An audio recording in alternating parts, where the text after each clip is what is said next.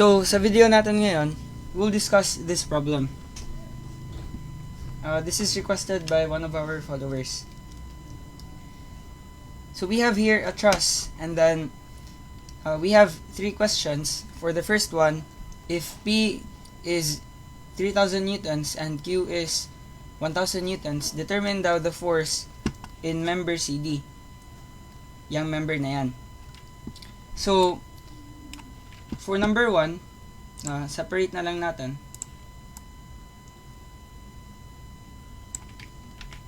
Copy natin to. And then,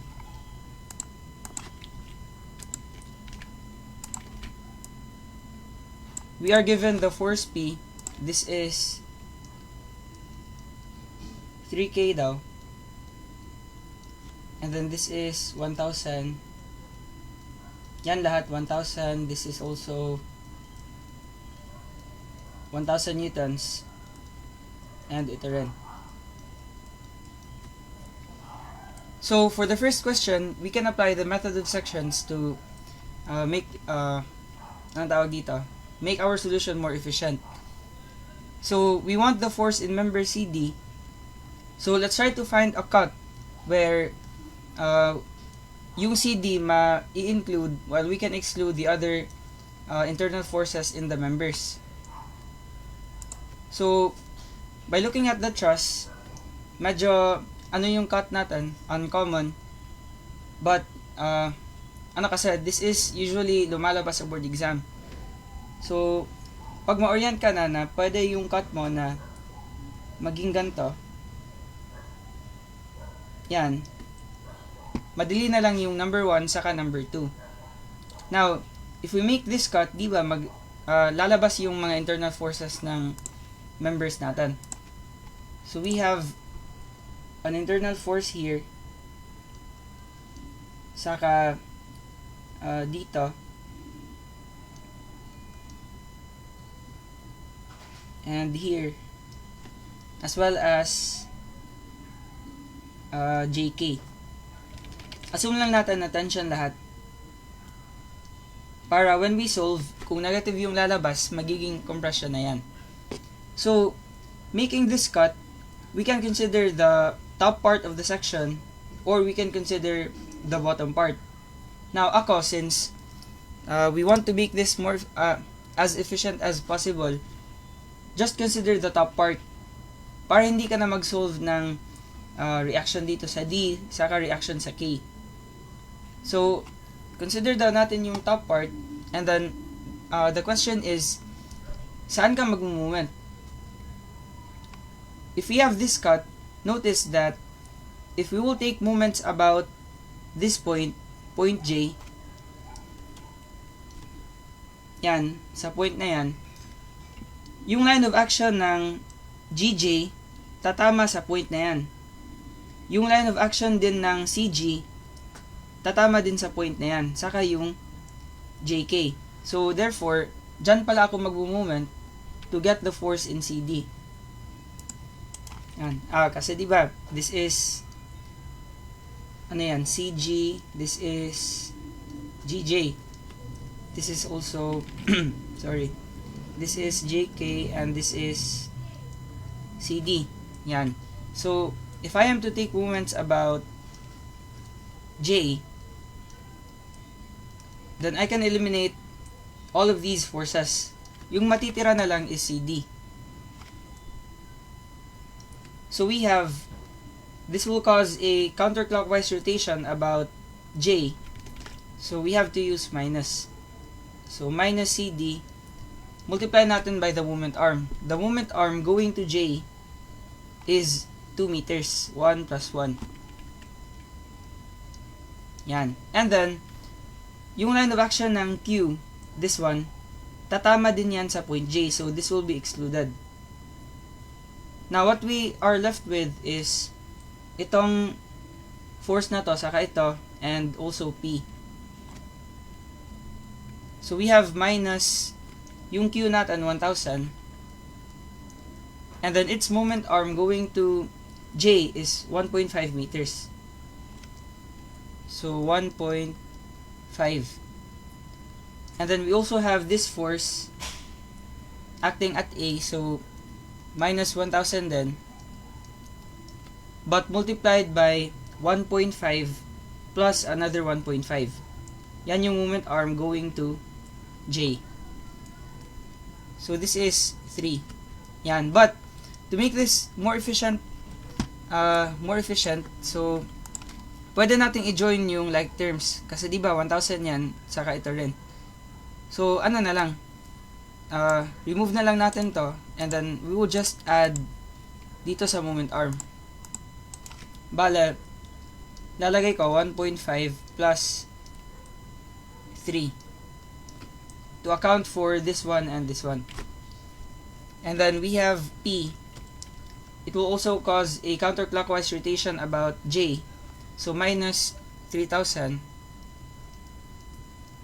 multiplied by a moment arm of 2 meters going to J.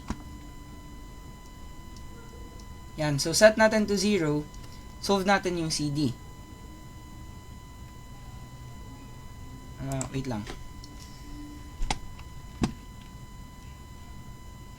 Yan. So, minus 2x minus 1,000 times 3 plus 1.5 magiging 4.5, and then minus 6,000. Set natin to 0. So, we have minus 5,250.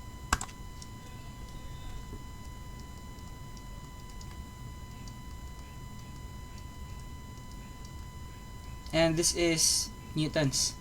So since negative, and then our assumption was tension, this will be compression.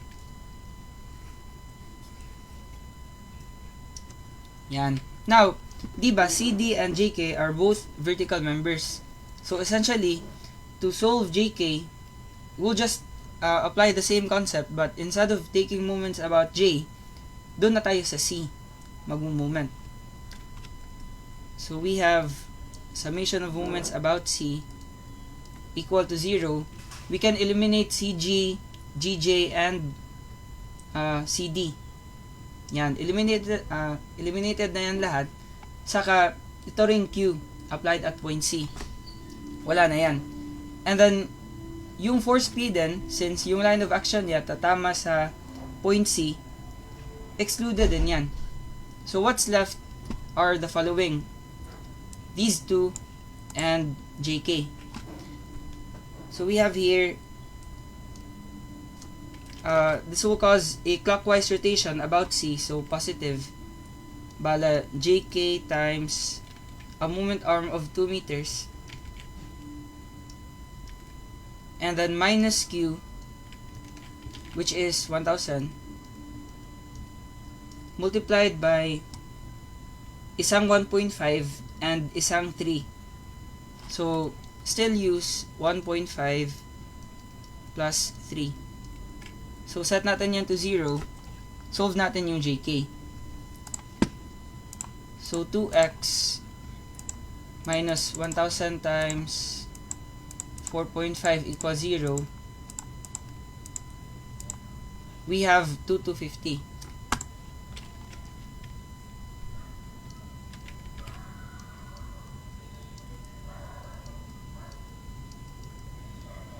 And this is Newton. Since positive, magiging tension. Kasi, yan yung inassume natin, tension.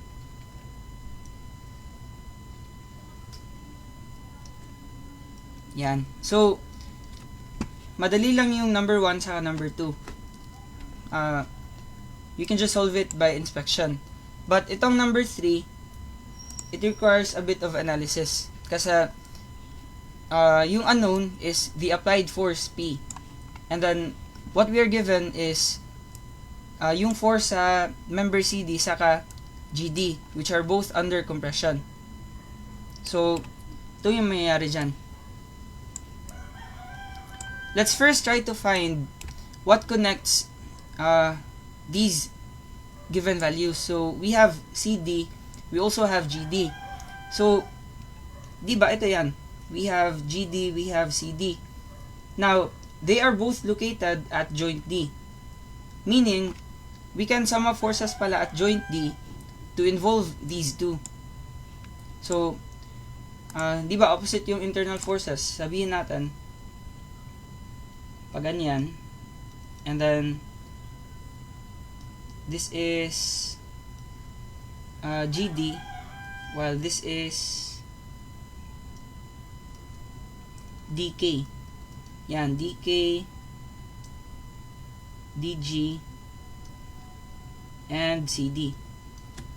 Yan. Now, although alam mo na compression, you can still assume it as tension and then just change the sign when you are solving na. Gagawin na lang natin yung negative. So, to solve this, we first have to get the reaction at the roller support. Yan. But, take note, for this item, number 3, hindi na natin alam si Q saka si P. Bala, unknowns yan silang dalawa. Yan. So, let's try to solve the reaction at the roller support. We can solve that by taking moments about K.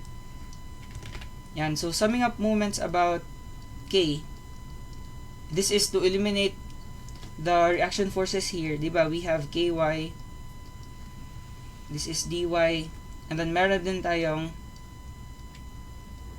KX. Yan. To eliminate the two, dyan tayo magmo-moment. So, meron tayong DY multiplied by 2 meters. Yan. And then, we have minus Q. And then, the moment arm going to K is, for this force, 1.5. For this one, 3. And then, for this one, 4.5. So, i-add na lang natin yan lahat. So, 1.5 plus 3 plus ano nga yun? 4.5 pala. Yan. And then, meron din tayong minus P, and then its moment arm going to K is 2 meters. So, times 2 yan.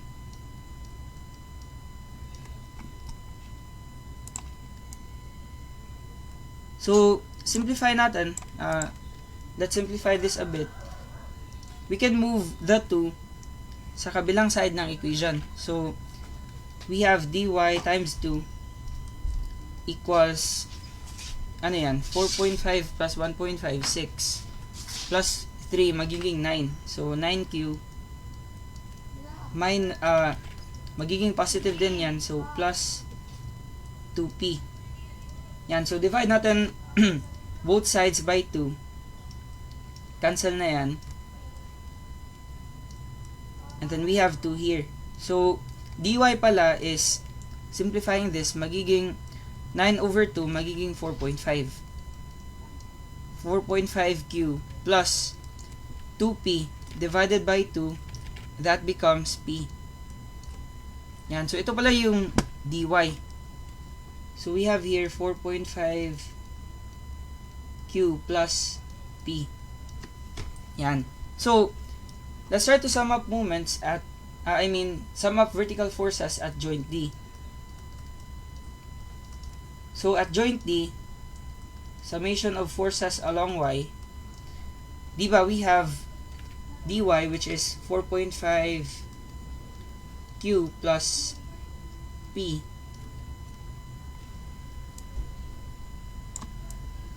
Move na lang natin. And then, we also have the vertical component of CD, which is purely vertical, so plus CD. And we also have GD. Now, given yung GD,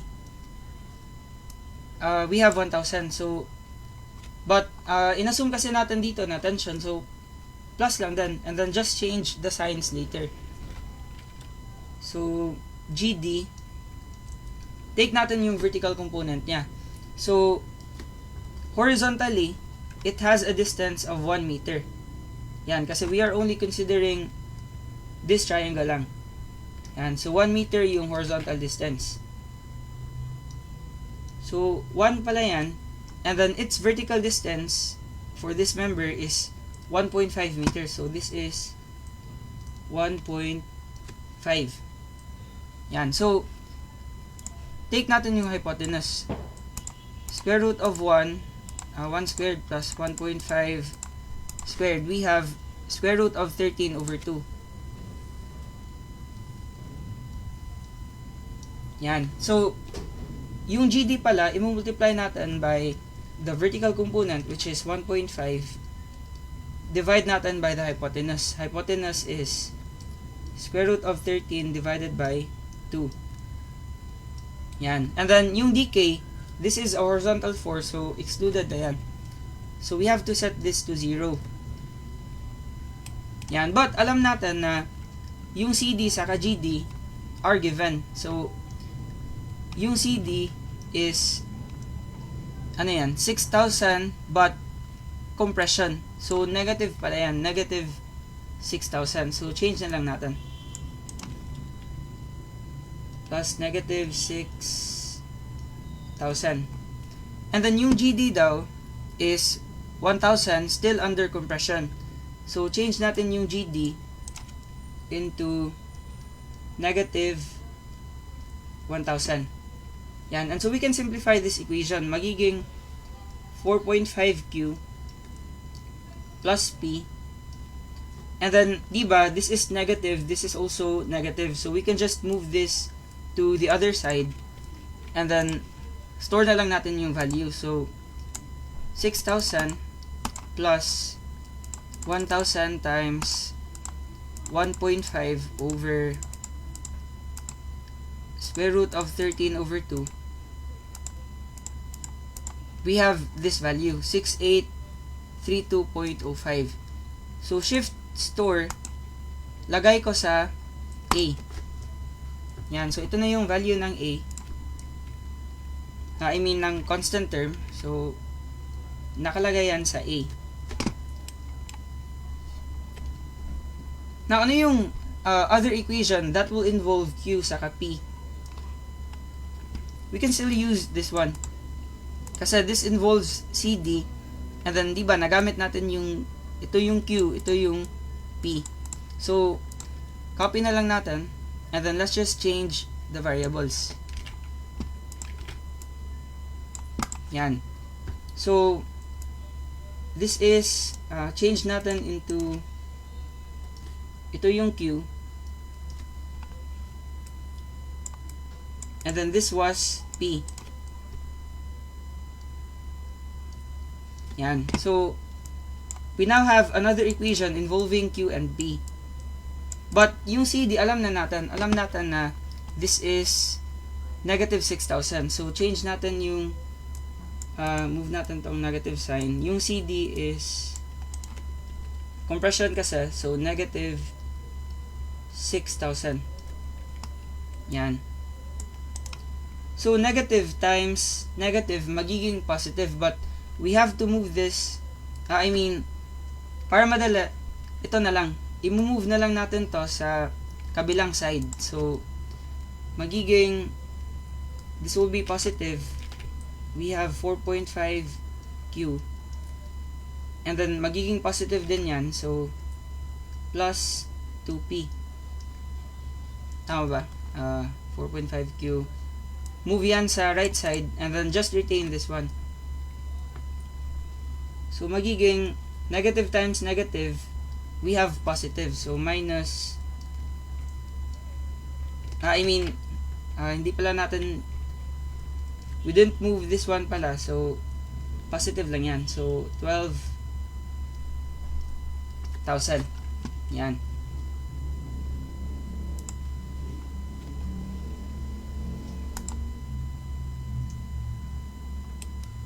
So, we have two equations na and two unknowns. So, we can use our calculator to solve P saka Q. So, press mode and then go to equation. Two unknown equations. So, press 1.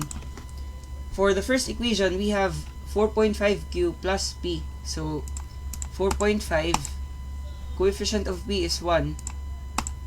And then C is stored into A. So, recall A.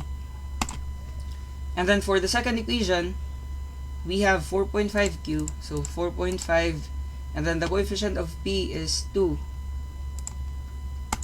And this is equal to 12,000.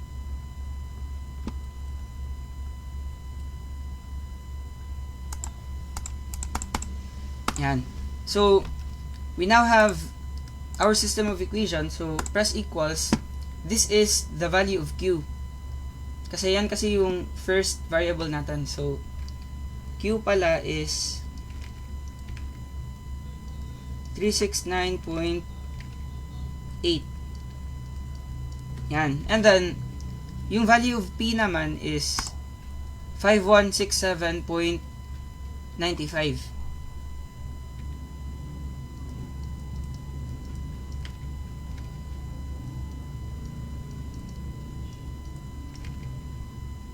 Yan. Or, you can just use the exact value talaga. But, round off na lang natin. Yan. So, yung tanong is,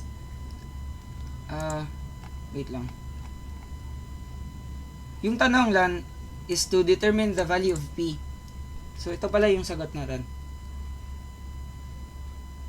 Yan. Now, if you want to verify, minodel ko na to. So, this is for the initial condition. So, Q is 1,000 and P is 3,000. Yan. For number 1 and 2. So, for number 1 and 2, CD is 5250 compression. Yan. So, this is correct.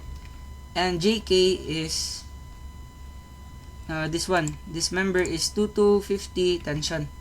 Yan. So, tama din to. And then, if you want to check this naman, yung for number 3, let's try to substitute these values for Q and P.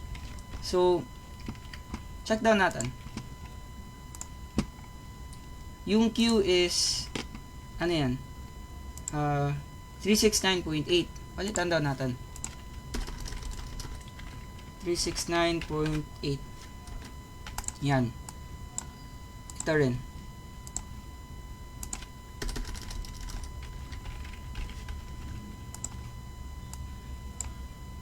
And also this one.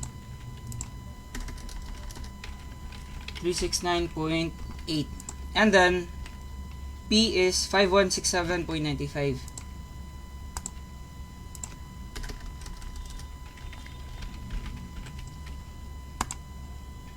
Yan. So, check down natin. Diba, for the initial condition, CD is 6,000. Check natin.